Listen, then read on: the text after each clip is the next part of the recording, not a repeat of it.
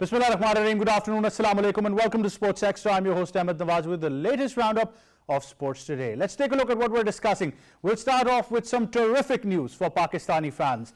The Pakistan women's football team has made it through. They've won their first encounter, obviously. It was their first victory in the tournament against the Maldives by 7-0. Absolutely superb performance in the SAFF Women's Championship, and of course the girls in green, like I always say, really have made us proud. And of course they've had some difficult games, but obviously, like I said, we didn't expect much when you talk about the game itself, because obviously very less time to prepare, then all the limbo going on in Pakistan Football Federation as well. Finally things settling down a bit, and it's been absolutely historic. History made. 4 goals for Nadia Khan, 1 goal each for Ramin, Khatija and Anmol. A perfect way to end Pakistan's campaign in this women's championship. So proud of our girls. They deserve every bit of it, and of course on screens you can see some of the visuals of the match as well. Like I said, it's been absolutely superb. Terrific penalty, absolutely terrific penalty. So I think a lot for these girls in the future as well. After that we'll be talking about some more sports, and particularly we'll start off with tennis, where Carlos Alcaraz has overcome Casper Ruud to win the US Open, the youngest player to become world number 1.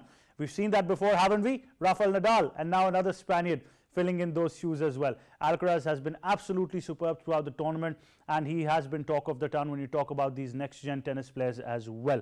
After that, of course, Iga Swiatek has clinched the maiden US Open title as well. She defeated Ons Jabeur in the final. So we've got to talk about Ons Jabeur a bit. She's got the quality, but the second Grand Slam final that she's lost. So obviously some nits and bits going there as well.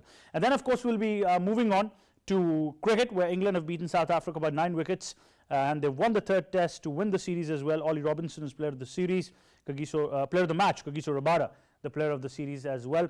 Absolutely superb performances from the English side. Zach Crawley, Ollie Pope, and of course Robinson as well in between. And then of course Australia beating New Zealand by 25 runs, completing a 3-0 whitewash over New Zealand. Steve Smith the player of the match. Finch also announcing his retirement from ODI cricket in this series as well.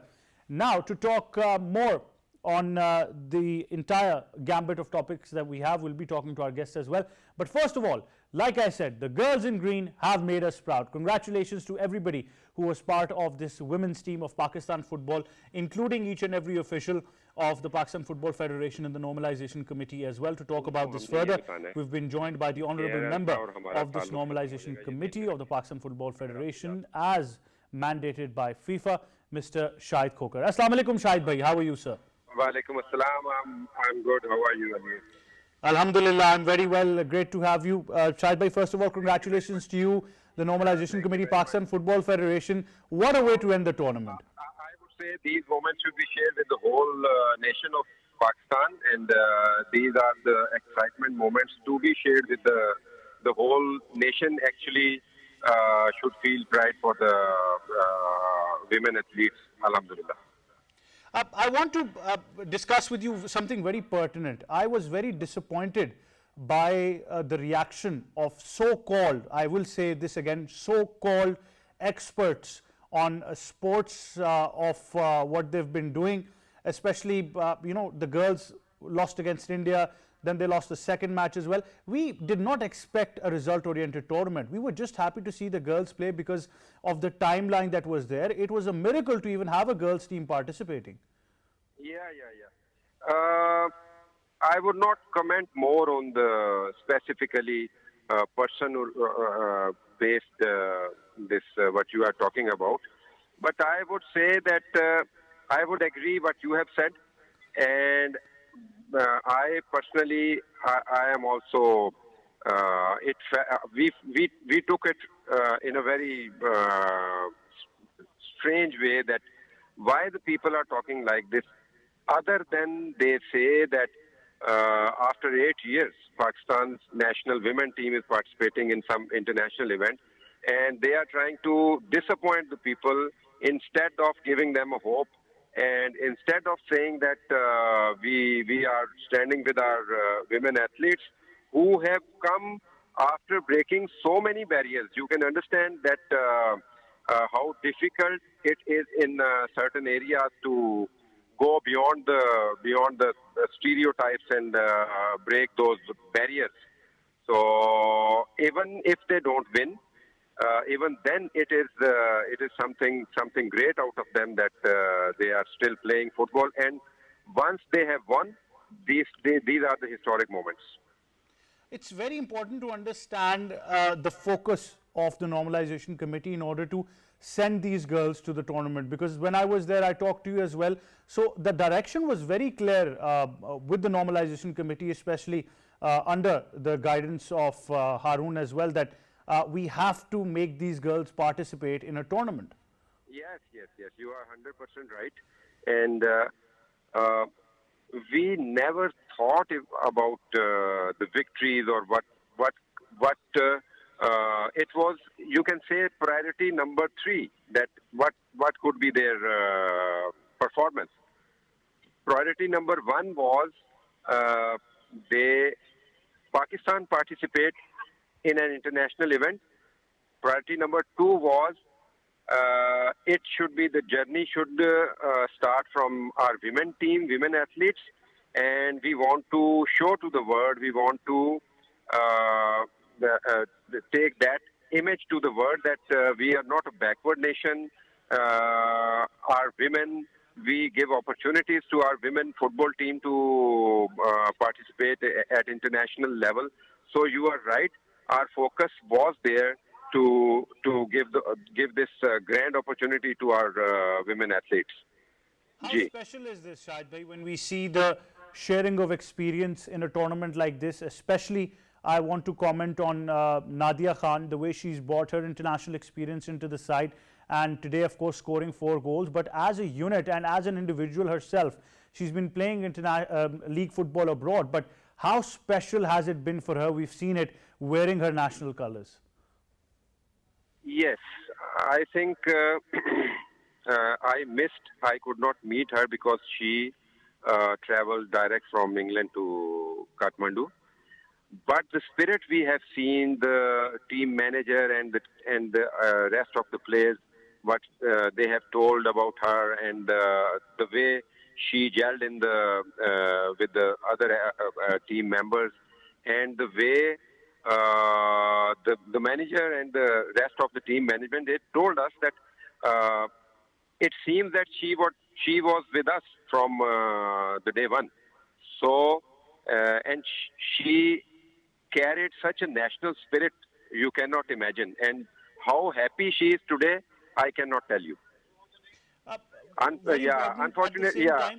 I must also appreciate the mandate and everything that has been done by the normalization committee, each and every one of you that has been involved. But like you said, that the whole nation deserves congratulations at this moment. That being said, this event has concluded. These girls have a great future ahead of them. So does women's football in Pakistan. We've at least proved to the world, especially here in Pakistan, that we can get the job done. We also know that a men's side has also been formulated that is also taking part in competitive football. Yes. The coaches have shortlisted the men's players, and the camp is going on, and we are expecting to build a reasonable team to start with. I think we would see our players playing at some international level after the mid of October somewhere. Inshallah, that is the hope, and of course, like we say, great future ahead of us as well. Thank you very much, Shahid bhai, for joining us, and once again, congratulations to all of you. Thank you. Bye-bye. Right, that was a member of the Normalization Committee of the Pakistan Football Federation. They've done us proud. Like I said, that it's been absolutely superb, the way these girls have performed and the way they've achieved. Now, let's take a look at this report that we've got and then continue. Spanish teenager Carlos Alcaraz claimed his maiden Grand Slam title at the US Open and became the youngest man to ascend to the world #1 ranking. The 19-year-old dragged himself to a victory over Norway's Casper Ruud in the final. The Spanish teen drew first blood, taking the opening set 6-4 in the final. Alcaraz showed amazing display, which meant he won his first ever major title. Alcaraz, the first teenager to claim the top ranking, is the youngest Grand Slam men's champion since Rafael Nadal at the 2005 French Open.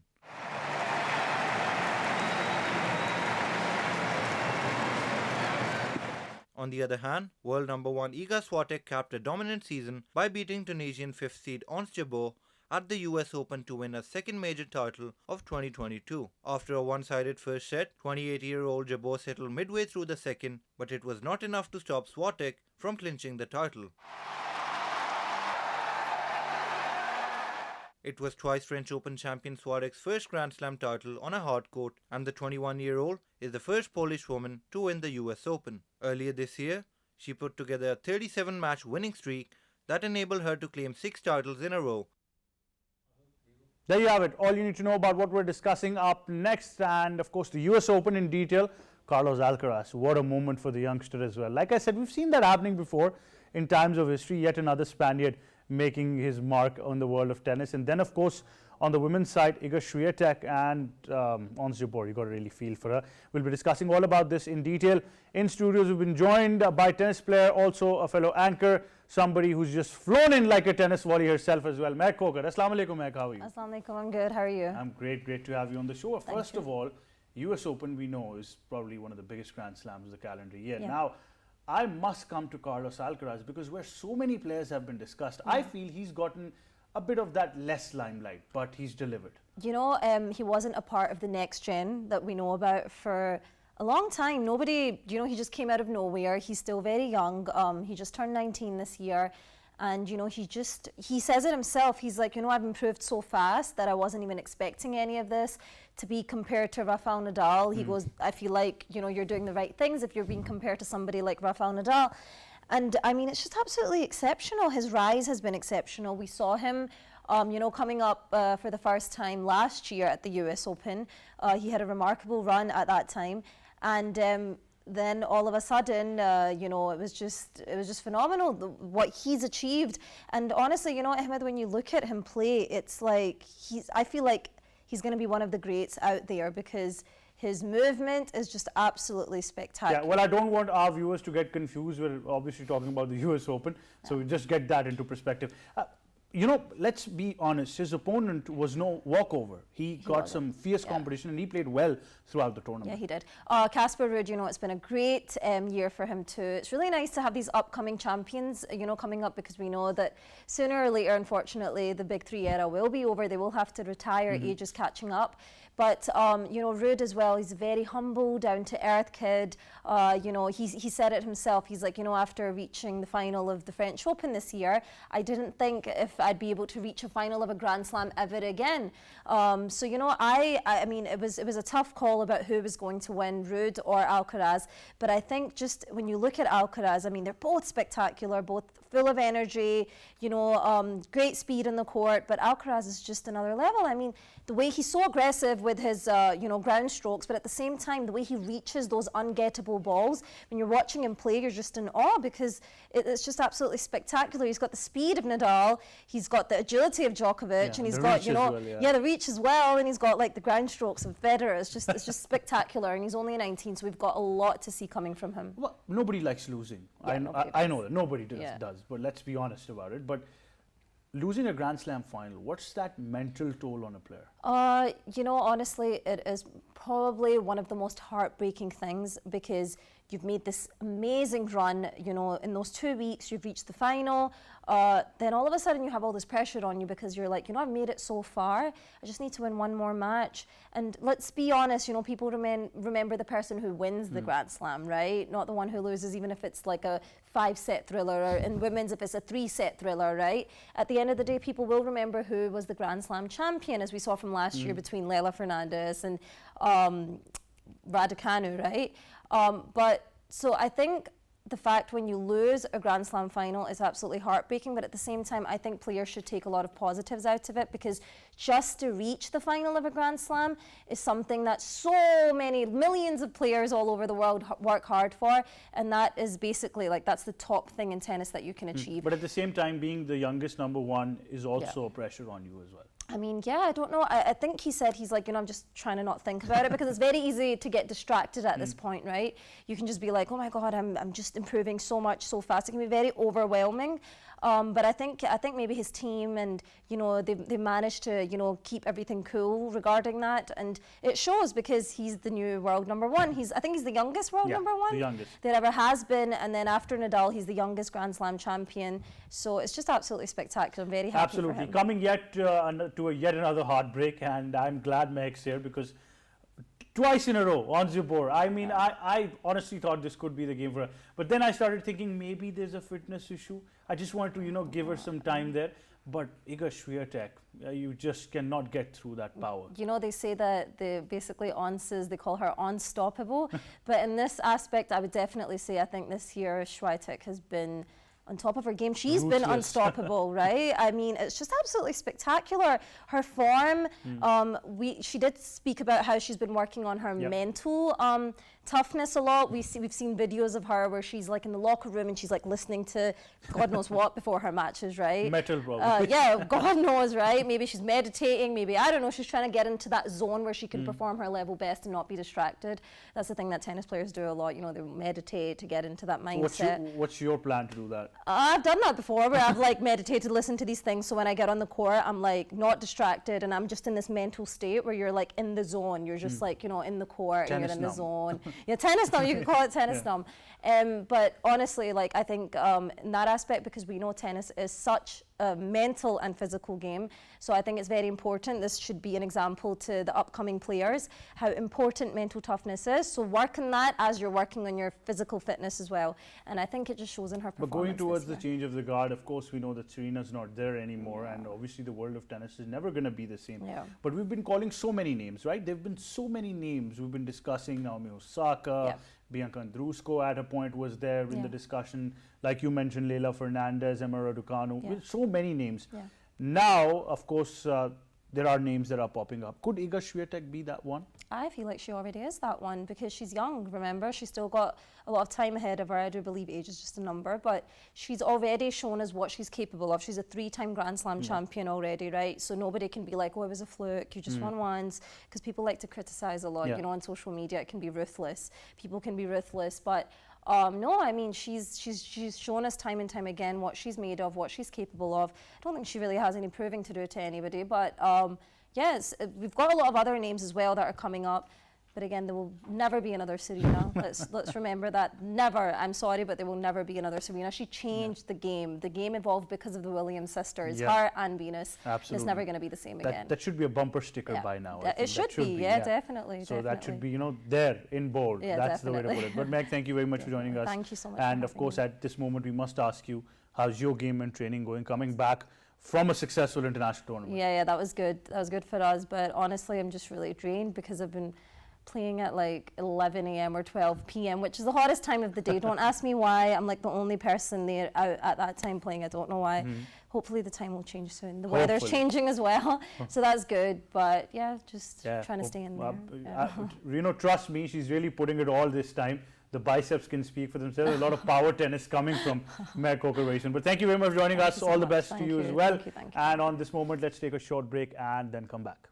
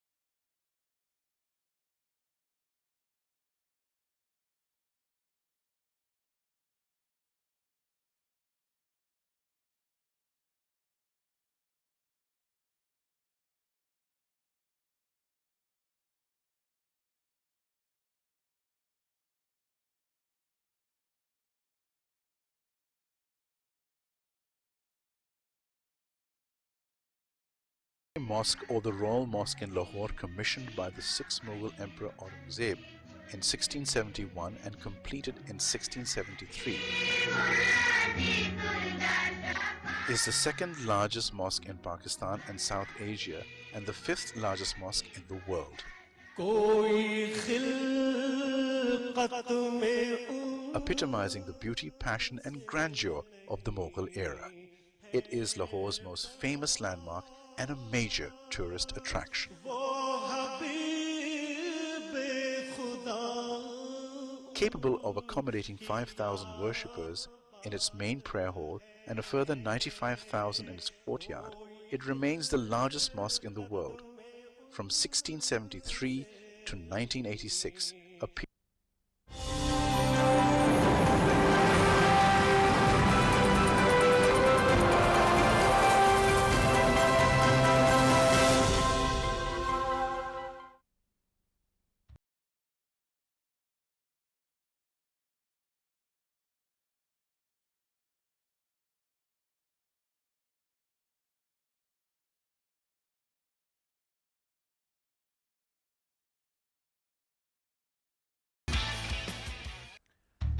Welcome back to Sports Extra with me, Ahmad. Nawaz. Time now for our segment on cricket, and for that in studios we've been joined by cricket coach and expert Sayyid Mohammad Owais. Assalamu alaikum. How are you? Assalamu, how are you? Good to have you on the show. We've also been joined by cricket commentator and expert K. Asif Ahmad. Assalamu alaikum, Asif. How are you, sir? Wa alaikum assalam. I'm good, Ahmad. Thank you.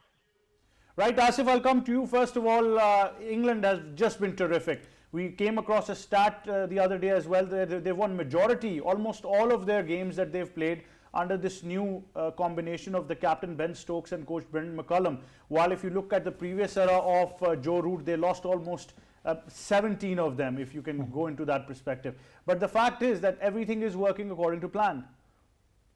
Well, that's right, Ahmed, and we've been discussing for a long time that the new coach, McCullum, he brought new energy in their team. And the Ben Stokes, of course, that he's energetic and, of course, always he is an aggressive guy. And you see if that the way they win against South Africa looks like that they never went back on defensive position.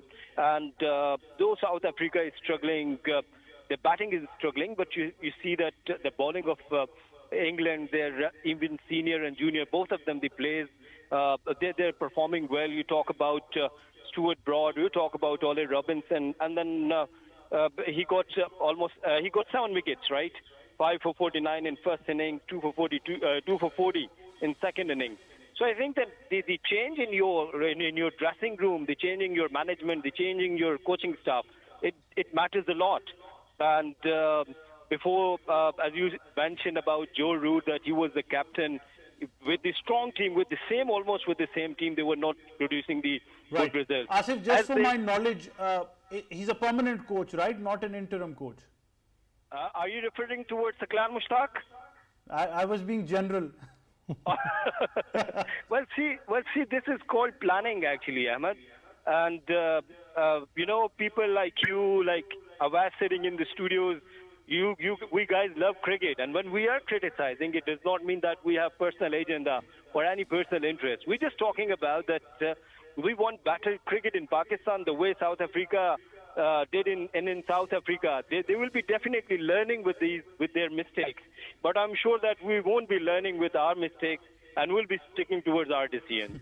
Definitely. Sayyid Mohammad Owais, your thoughts on how this whole culture of English cricket has changed, and now beating South Africa, winning the series was not easy because under Dean Elgar, South Africa have been dominating the test rankings. So I know South Africa is one of the teams which everyone loves to watch, and unfortunately in the big tournaments they do flatter up. But if you just compare the South African team, except Elgar or Rabada, because they are one of the experienced campaigners who have been with the South African team, look at the mid-order. It's a new mid-order for you. They don't have that experience-ship in it, and that was clearly shown in the England series. Because if you just watch out, I was talking even off-air to one of the colleagues, and I said, if you watch out the South African team, the limited overs, I would say they are one of the dangerous sides right now for T20 cricket. They have got the ex-cricketers basically who went for the Copaldi. They are back in the South African side, so they look a dangerous side for me. Whereas in Test cricket, they really need to work on, and that's same for England. Because if you just watch out, England has done superbly well after many long period of time. Remember, they went through a rebuilding phase of the Test cricket. They weren't, because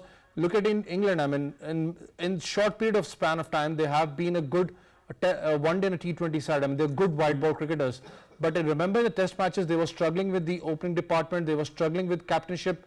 Now the captainship has been changed on Stokes leading well, England. But one thing, remember we have a Urdu word, कि जब तक दर्जी जिएगा तब तक सिएगा for Shoaib Malik. But this goes for Broad and I would say for Anderson, the way they have been performing. Broad again, the way he has been taking a wickets for England. England have got consistent Darzis, so ours are inconsistent.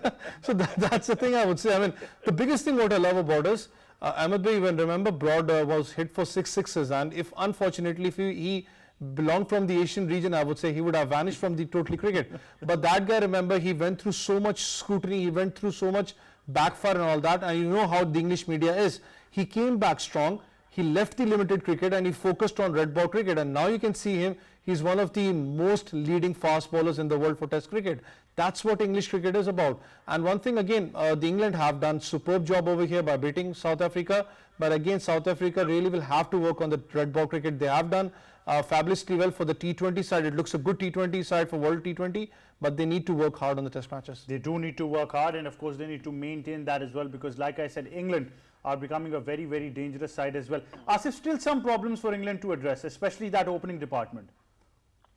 We know that it's been in discussion for a long time that Zach Crawley, who is Zach Crawley, what's his, background, and same with the Alex Lees, that they have a huge problem with that. But I don't think so that the nepotism work in England. I don't think so. Why they are just giving chances again and again to Zach Crawley after so many failures, it's a question mark. Personally, I think that they're giving him as many chances, so English team will be looking forward to get permanently a new opener after Zach Crawley. So this is what my thinking. You are rightly, you said that, and even then their domestic structure, county and each and everything. Many players, they're performing well. So I think, personally, I think... Hunt program, and maybe we can try out as well. All right. Let's consider your suggestion. Right, Owais, this is a very important point that Asif mentions, that at least they're consistently giving a chance. They're probably going to gauge him and not go like, okay, chances were not given, because obviously they understand that the player needs to be tested to his or her full potential, and then they will make a decision. He's been there for quite some time. He has been struggling, but the fact is that they are looking at options on the domestic end as well. See, I mean, I told you, I mean, if you just watch out England transition period, I mean, they've worked a lot on the white ball cricket, not on the test cricket. Remember, it's just that I would say this series they have really performed well. They won the series, but remember we used to speak about England not being in the red ball cricket. Openers, I remember after Strauss, Lester Cook, you haven't seen a good opener who could open up the innings for England. They have gone through so many ups and downs. They tried Nick Compton, remember, they tried him. They tried a lot of patches as an opening department, but did not work for them. Having a strong county circuit, and over there mostly people, specifically even the guys who come from the under-19 cricket or the club cricket, they mostly prefer to play 4-day cricket over the 3-day cricket, I mean, because that's what the competency goes on. But unfortunately, I'm really shocked to see that they haven't gone still an opening pair to find for the English team. But one thing is good about England, what I love, and Australia too, that they stick around with the guy. They give him many chances to be back in the form. Remember Matthew Wade, who actually hit you for sixes in the World Cup, he was a permanent part of the Australian team. He was dropped off, he batted open, he batted middle order, down the order. Now he's one of the main candidate for Australia, I would say. So that's what they give a go chance for the players to get them settled on and perform well. But Crawley, I'm not against him, but he has played a lot of matches. He has a good track record in the county structure, but again, this is an international level, I would say. England really need to think about him. They do need to think about this, but the fact is that they've won the series and they've won it in style, and of course the ICC Test Championship gets very much interesting. Now coming to some limited overs cricket, where Australia have beaten New Zealand. They've clinched the series as well. They've gotten a clean sweep, a whitewash of the series, and of course Steve Smith has been absolutely superb. Aaron Finch at this moment has also announced his retirement. He said goodbye to ODI cricket, and of course the hunt for Australia's new captain is something to discuss at the same time as well. Yes, Asif. Well, once again, that this is called, world-class cricket team, the Australian, the way they played against New Zealand. And after losing against Zimbabwe. They're coming strong back, given tough time to New Zealand. And when Aaron Finch, he was not able to perform there with his colleague David Warner, and he has decided to step down. I mean, when will we learn this sort of ethic, this sort of attitude? Honestly, for a long time, we have been discussing this, we have been observing this, and I want to see that the same thing is happening in Pakistan. Yes, I'm not able to perform, thank you, I'm going goodbye. But I don't think so that it will happen near future in Pakistan.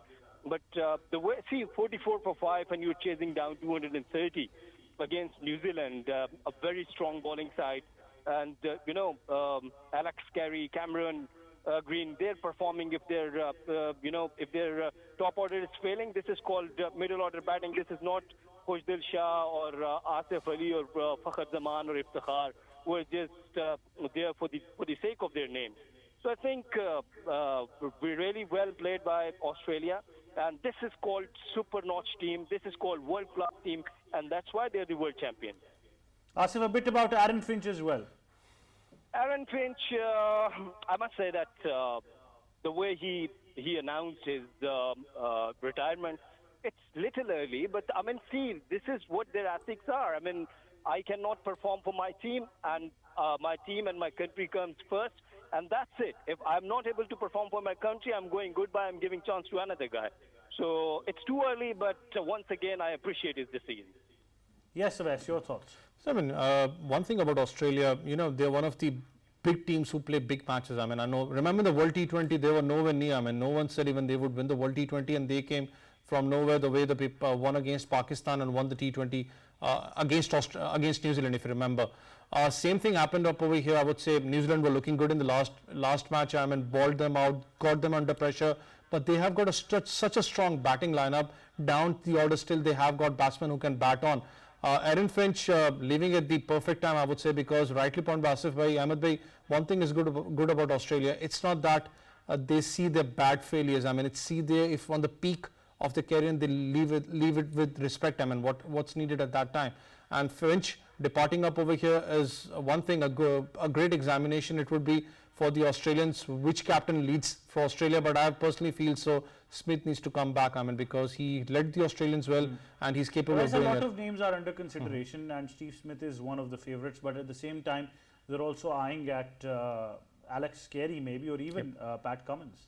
See, Pat Cummins, I know, because even he has captained his the Big Bash side, and he's a good captain. I mean, the way he has led Australia, even in the bowling, if you just watch on, even the batting, he has done a job for Australia too, I would say.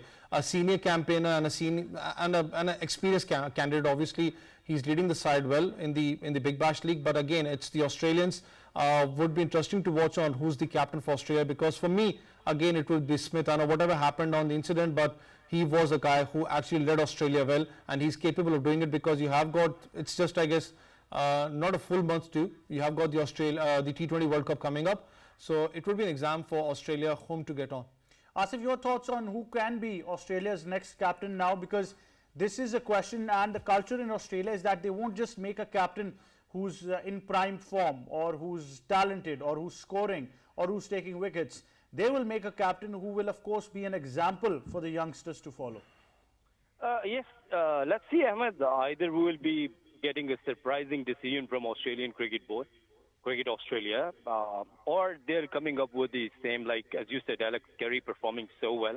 He's an aggressive guy. And Pat Cummins, yes, he already got some experience. But Owais rightly mentioned, Al, that Steve Smith, one of the best batters all around the world, and he got some experience as well. But once again, ethics comes first. So I think the way he got captured in that conspiracy, and after that he admitted that I was wrong there, and he turned down. I don't think so that they will bring back Steve Smith. They'll be looking new face, and I'm quite sure that the way you have taken two names, Alex Carey and Pat Cummins, both of them, they are really, for me, they are the favorites. A bit about New Zealand as well, Asif. They're a quality side, of course, going into the T20 World Cup this year in Australia. They can be a potential somebody to make it to the finals as well. That's right, but surprisingly, they are not playing cricket for a long time. They're not even in Test cricket, T20, and though they were in the finals last time, but after that they're struggling in white ball cricket and red ball cricket as well. So lots of concern. Their captain, even Kane Williamson, I've watched his press conference and he was talking about that we are pretty much worried and we are working on our mistakes where we are lacking, but we will bounce back with full force. So I think that what you are saying, actually, they are one of the favorite teams, the way they played last T20 World Cup in Asia. So Australia looks like their home ground. So I think that you are right. They will be a strong side. They are. Wes, your final thoughts now, because New Zealand is a quality side in limited overs cricket. So, I mean, they are a quality side, but one thing I would say that, remember the last T20 World Cup they played against Australia the finals. Looking at the New Zealand side, believe me, they weren't favourites to play the finals, but I still feel so. Unfortunately, that incident happened with Pakistan, just got out of the World Cup. They weren't favourite for that, but New Zealand is a good side for that kind of conditions where the ball swings, where you have bounce on the track. But it's even a concern, remember, because even I was shocked to see that New Zealand not playing many matches, because you know when it's the T20 World Cup coming up, you just got, after Australia, you just have one series, and that's a Tri-Nation series where Pakistan, Bangladesh are going to play on. So as many matches you play, you get your team back into on the right track. And it's a worry sign for Williamson too, but it's a good side. Obviously, they will counterattack the position. Now, obviously, they can. Owais and Asif, thank you very much for joining us on Sports Extra. That wraps up this edition. Join us on our next show. From me and the entire team, it's goodbye for now.